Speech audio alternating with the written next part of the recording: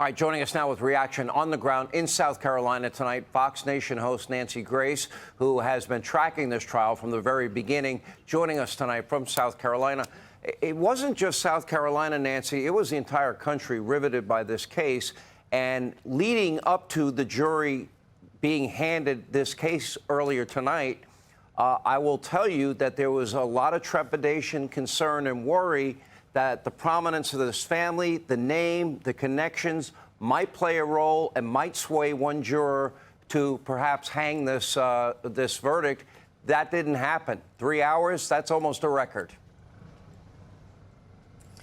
Yes, you're right. That is almost a record. And it was across the country. Can I tell you, Sean, everywhere I went here, and we've been here throughout the trial, whether it's at the Holiday Inn or the sandwich shop or the fish fry or here at the courthouse or in front of the Methodist Church, people come up to me and say, he's going to get off, isn't he? He's going to get off because he is a Murdaugh. That's the king and the queen of Colleton County. And I've got to tell you, when I saw Alex Murdaugh on that stand crying like that, I didn't feel pity because I knew he murdered his wife and his son. Can I ask you a question? Sure. Think about it. There was his wife and his son lying there on the floor of a dog kennel, their bodies riddled with bullets.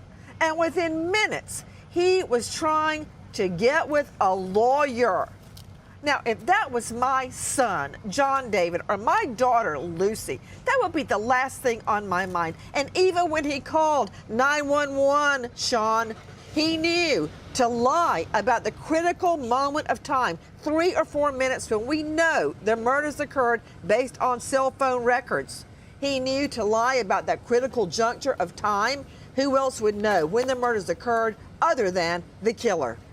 Let me ask you this, Nancy, because it seems like when he was on tape with the police officers lying and saying he was not near the kennel, and then it was months later that they finally were able to get into his son's cell phone, and there was audio placing him in the kennel just moments before the murders took place. Was that the key moment? Was that the moment where the jury got to say, wait a minute, all these lies that he's telling, he lied to us in this trial?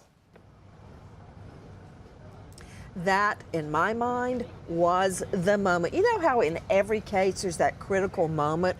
In Orenthal James Simpson, O.J. Simpson, it was when he faked not being able to put that glove on. That was the turning moment.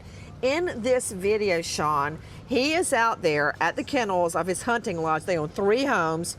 He's at the kennels of the hunting lodge with son Paul, wife Maggie, and they're trying to get a video of a friend's dog to send to a lady vet, and they couldn't make the dog be still, and Paul is taking this video. Little did Alex Murdaugh know that at the very end of that video, his voice is caught in the background saying something like, that's not a chicken, that's a guinea, because one of the dogs was chasing a bird. They caught his voice. He had no idea he was caught. And for 20+ months, he lied through his teeth, including that night. When he was asked, where were you? He could have easily said, I was just with my wife. I was with Paul at the kennel. And then I went to go see my mom. But he lied. He lied because he knew he would be placing himself at the scene of the crime at the time of the murder. When they unlocked that phone, and they had to use the Secret Service, by the way, to get that phone unlocked, they heard the video. Many witnesses identified his voice, and finally he said, hey, you know what, that was me. That was the moment. Yeah, agreed. Nancy, one thing maybe people don't know about you, I certainly do. We've known each other a long time. You have been a powerful victims advocate for many, many years. Thank you for joining us and giving us your insight into the case. We really appreciate it.